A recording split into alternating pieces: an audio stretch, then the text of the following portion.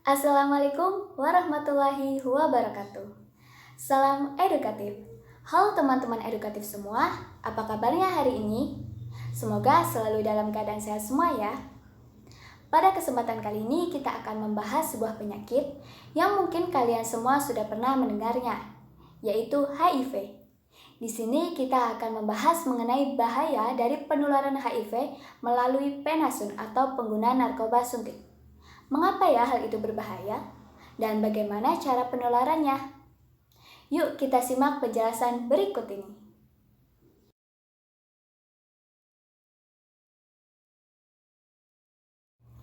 Sebelum kita lanjut ke pembahasan mengenai bahaya penularan HIV melalui penasun, kita akan menelaah kembali apa itu HIV. Ya, mungkin kalian semua sudah tahu apa itu HIV dan AIDS. HIV adalah Human Immunodeficiency Virus. Ini merupakan sebuah patogen yang menyerang sistem imun manusia, terutama semua sel yang memiliki penanda CD4 positif di permukaannya.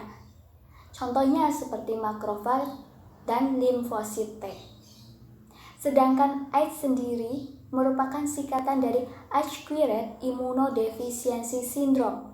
Ini merupakan suatu kondisi atau sindrom imunosupresif yang berkaitan erat dengan infeksi oportunistik, neoplasma sekunder, kemudian serta manifestasi neurologik tertentu akibat dari infeksi HIV. Dalam bahasa singkatnya, HIV adalah kerusakan sistem imun yang menyerang sel CD4 pada tubuh manusia, sedangkan AIDS adalah tahapan akhir dari infeksi HIV. Selanjutnya kita akan membahas mengenai bahaya dari HIV itu sendiri. Nah, penyakit HIV ini menghancurkan sel darah putih atau TCD4 yang berperan sangat penting dalam tubuh manusia dalam melawan penyakit. Semakin sedikit sel TCD4 dalam tubuh manusia, maka sistem imun dalam tubuh manusia juga akan semakin melemah. Fase terburuknya pada penderita yang terinfeksi HIV akan mengalami kerusakan sistem imun yang cukup berat. Dengan hal ini dapat memicu munculnya berbagai penyakit infeksi oportunistik. Kemudian kita akan membahas data prevalensi dari kasus HIV. Kasus HIV pada tahun 2019. Selanjutnya kita akan membahas mengenai data prevalensi dari kasus HIV. Kasus HIV pada tahun 2019 telah mencapai presentase 64,50% dengan penderita terbanyak adalah laki-laki. Sedangkan pada kasus AIDS telah mencapai presentase 68,60% dengan penderita terbanyak juga laki-laki. Ini merupakan angka yang hampir sama jumlahnya.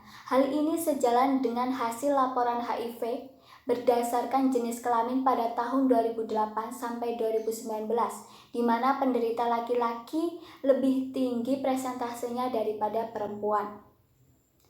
Menurut data Kemenkes RI mencatat bahwa jumlah kasus HIV terus meningkat sejak 2010 sampai 2019.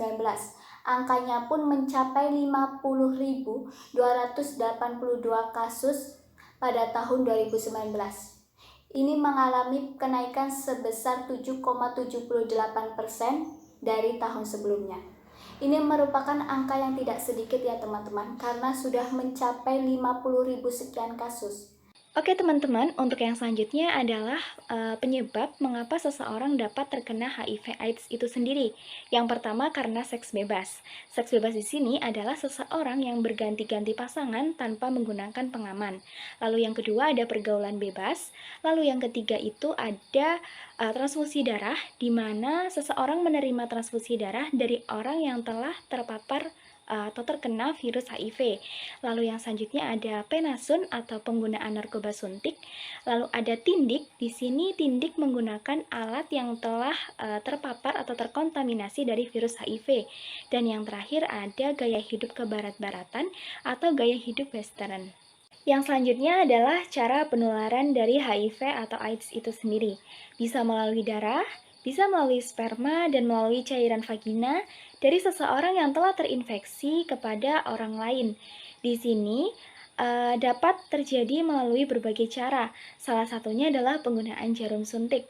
Selain itu, penularan dari HIV/AIDS ini sendiri dapat terjadi melalui hubungan seks, baik melalui vagina maupun melalui anal atau dubur.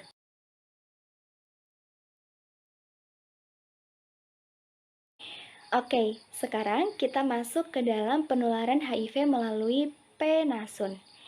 Tadi kita sudah sedikit menyinggung tentang penasun, teman-teman.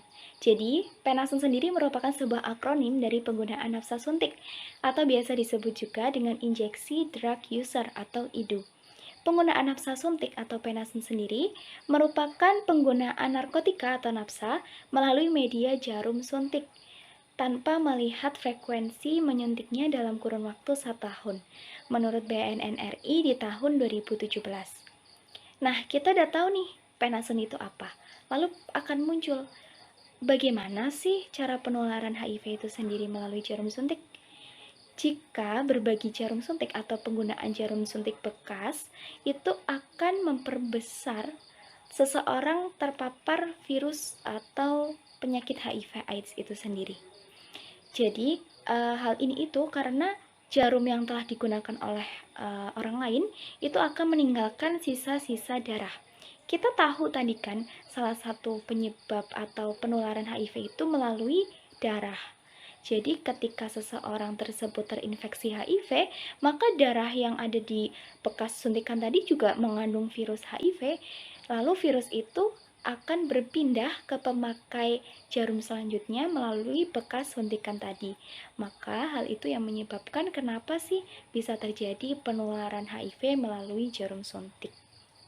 Yang selanjutnya adalah penyebab penggunaan nafsa suntik bagi para remaja. Kenapa sih para remaja menggunakan nafsa? Ada banyak alasan ternyata kenapa para remaja menggunakan nafsa. Di antaranya karena masalah emosional atau masalah psikis yang dihadapi oleh para remaja, yaitu untuk mengatasi kecemasan, untuk melupakan masalah mereka, untuk melarikan diri dari masalah, lalu untuk mengatasi kesepian yang mereka hadapi dan membuat mereka rileks. Namun di antaranya itu ada beberapa juga yang menggunakan nafsa karena coba-coba ikut-ikutan teman yang pada akhirnya mereka juga ketergantungan dan juga kecanduan nafsa. Menurut seorang ahli, ada 5 faktor yang menjelaskan mengapa seseorang itu bisa menjadi penyalahgunaan nafsa sedangkan yang lain itu tidak. Yang pertama adalah untuk menekan frustasi dan dorongan agresif. Lalu ketidakmampuan menunda kepuasan, tidak ada identifikasi seksual yang jelas, kurang kesadaran dan upaya untuk mencapai tujuan-tujuan yang bisa diterima secara sosial, menggunakan perilaku yang menyerempet bahaya untuk menunjukkan kemampuan dirinya, dan untuk menekan rasa bosan yang mereka hadapi. Oke teman-teman, jadi sekarang kita akan membahas tentang penyebab penasun bagi remaja. Jadi kenapa sih remaja ini akhirnya memutuskan untuk menggunakan nafsa? Nah, sebenarnya ada banyak sekali alasan yang menyebabkan remaja akhirnya menggunakan nafsa. Kebanyakan permasalahan yang mereka hadapi adalah permasalahan terkait emosional dan juga psikisnya. Nah, mereka ingin mengatasi kecemasan, kemudian mereka ingin melupakan permasalahan yang sedang mereka hadapi. Dalam artian, mereka ingin lari dari permasalahan. Kebanyakan remaja itu seperti itu. Kemudian mereka ingin mengatasi kesepian. Nah, biasanya remaja ini mempunyai permasalahan yang sangat banyak dan juga kompleks. Misalnya nih, dia sedang ditinggal pacarnya, kemudian dijauhi teman-temannya. Pas di rumah, dia tidak mendapatkan support dari orang tuanya. Akhirnya remaja ini merasa kesepian dan menggunakan nafsa ini sebagai pelampiasan. Nah, selanjutnya adalah untuk merasakan efek rileks. Jadi ketika mereka terdapat banyak tekanan, terdapat banyak masalah, mereka ingin merasakan rileks pada diri mereka. Nah, jadi efek dari obat nafsa ini adalah merasa rileks atau merasa tenang. Nah, padahal efek ketenangan ini atau perasaan tenang ini adalah sementara, teman-teman. Jadi, ketika efek obat ini habis, mereka akan merasa cemas lagi. Mereka akan merasa tekanan yang banyak sekali, permasalahan yang banyak sekali itu akan kembali lagi. begitu. Nah, selanjutnya adalah untuk mengurangi frustasi. Jadi remaja ini seringkali dihadapkan dengan banyak masalah sehingga membuatnya merasa frustasi. Akhirnya mereka menggunakan nafsa ini sebagai pelarian begitu. Nah, berikutnya adalah cara menanggulangi atau solusi. Jadi, solusi yang dapat dilakukan adalah dengan melakukan tindakan promotif. Jadi, tindakan promotif ini digunakan untuk mengurangi orang-orang menggunakan narkotika, alkohol, psikotropika, dan zat adiktif lainnya. Kemudian yang kedua juga bisa dengan mengembangkan kebijakan yang mendukung program pengurangan dampak buruk dari nafsa suntik atau penasun ini.